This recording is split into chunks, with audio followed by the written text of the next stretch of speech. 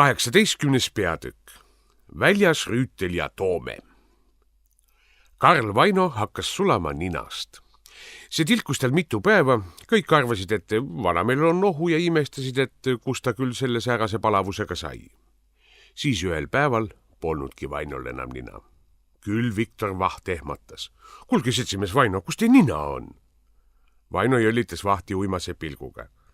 Hiigla suur kollane päike paistis talle läbi akna otse lagi pähe. Mul pole nina vajagi, ütles ta. Minu nina oled nüüdest ena, Viktor. Vaht ei jõudnud sellise kummalise jutu üle veel imestadagi, kui Vaino kõrvad ära sulasid. 2 roosat niret voolasid mööda põski alla ja lipsasid krae vahele. Vaino puristas. Palav on, väga palav. Pomises ta istus toolile, võttis kingad jalast ja valas tühjaks. Need olid täis sulanud laba jalgu. Nüüd pole enam jalgu kah, kiljus kohkunud Vaht. Väll, vastas Vaino ning sülitas välja sulanud keele. Seejärel hakkas ta silmnähtavalt kokku vajuma nagu kevadine lumememm. Vaht käskis akendile paksud kardinad ette tõmmata, et Vainot päikese eest kaitsta, aga need süttisid otsekohe põlema ning kuumus tõusis veelgi. Vainost polnud enam kuigi palju järel. Vaht laskis tema käed ja õlad ämbriga välja kanda, et Vaino pea nende sisse ära jupuks. Siis püüdis ta kaltsuga põrandat kuivatada. Ärge sulake nii kiiresti, alus Vaht, oodake, ma panen teid külmkappi. No, panigi. Aga kuum 1988. aasta päike jõudis Vainole ka sinna järele. Tibla muudkui sulas ning oligi varsti otsas. Kui Vaht külmiku ukse lahti tõmbas, voolas Vaino sealt vulinal välja. Nirises trepist alla ning jõudis uulitsale. Paar poisikest panid puukoorest laevad Vainosse ujuma. Ning sel hetkel, kui Karl Vaino oli ära sulanud, andis kuumus järele. Kurikollane päike muutus leebeks, silitas oma kiirtega laste päid ja ravitses vanakeste seljavalu. Paljud inimesed, kes sel hetkel taevasse vaatasid, arvasid nägevat, et päikesel on peas Konstantin Pätsi nägu. Kiitus sulle, president, tänased eestlased. Mina ise taolist nägemust ei näinud. Aga ma usun, et Päts võis Vaino sulamisele kaasa aidata küll.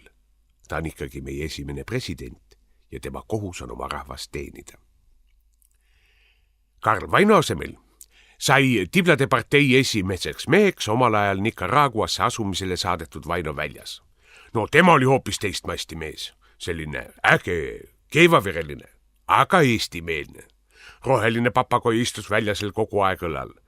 Väljas ise oli päikesest pruuniks põlenud lai Mehhiko kübar peas ja nuga vööl. Selle tõmbas ta alati välja, kui talle miski ei meeldinud. Karamba, karjus ta, kas hakkab verd laskma? Püha neitsi nimel, täkkime sellel seal kõrvad ära. Rahvale ja eriti naistele niisugune tuline mees meeldis. Endistel tibladel oli aga muidugi hirm nahas. Väljas ajas neid noaga mööda valget maja taga, papagoi tema õlal aga kisendas piastrit ning laulis surnukirstul 15 meest, hõissa ja pudel rummi. Ainus, kellega Väljas hästi läbi sai, oli Arnold Rüütel. Välimuselt muide Väljase täielik vastand. Väljas oli niisugune lõunamaine, temperamentne, aga Rüütel nagu üks Põhjamaa talupoeg. Piikaldane, rahulik, iga suutäit mälus hoolega, kingapaeltele tegi 4 sõlme peale, et kindlamini peaksid. Tore oli vaadata, kuidas need 2 omavahel juttu ajasid. Väljas karjus, vehkis kätega, läks vahel ägedaks ja käristas oma kirjus, sitsis särgi ribadeks ning raius noaga kiviseina. Samas aga härdus, nuttis pisarate pritsides ja küünistas endal nägu. Rüütel ütles iga 20 minuti tagant. Aga jutud said aetud. Teinekord läksid tülli ka. Siis Väljas ähvardas Rüütit noaga ja röökis needusi, aga Rüütel pani lihtsalt oma suure talupoja käe Väljasele pähe ja ütles kus veli. Ning Väljas rahunes. Oi, nad olid suured sõbrad. 3. uus mees, kes Eestimaa etteotsa sai. Siin asju uutmoodi ajama hakkas ning Moskva ees enam kraapsjalga ei vedanud, oli Indrek Toome. Tema oli tartlane. Juba Tallinna tulek oli tema jaoks suur seiklus. Siin oli tema jaoks palju niisugust, millest ta varem kuulnudki polnud.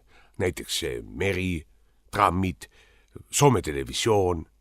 Tohutu ime oli Toome jaoks see, et Tallinnas sai end iga päev pesta. Tartus ju teadupärast sooja vett üldse ei anta. Seal Emajões end siis küüritakse, aga seda saab ainult suvel sooja ilmaga teha. Aga Tallinnas palun oli kogu aeg sooja vett. Esimesed paar kuud veetiski Toome vannis. Hiljem harjus. Ta oli kõigele uuele väga vastuvõtlik. Rahvas nimetas väljast Rüütit ja Toomet nii naljatamisi 3 meheks piparkoogimaalt. Lauldi, et neil jalas püksid magusad ja kuub on magus ka, aga see oli niisugune heatahtlik pila. Tegelikult austati 3 meest väga. Minu arust oli neist taas kehastunud 3 lõvi Eesti Vabariigi vapilt. Kolmiku suurim töö oli suveräänsusdeklaratsiooni vastuvõtmine. See ei läinud libedalt. Vanameelne ülemnõukogu mõtles ainult sellele, kuidas Moskva pole võimalikult suure kaarega saba liputada. Aga siis läks väljas raevu. Karamba, röökis ta, 1000 vana kuredit. Kas te tahate, et ma tein naha seljast nüliks? Hei, nuga, tee oma töö. Oodake koerad. Ja ta läks ülemnõukogule kallale. Õhtuks oli suveräänsusdeklaratsioon vastu võetud.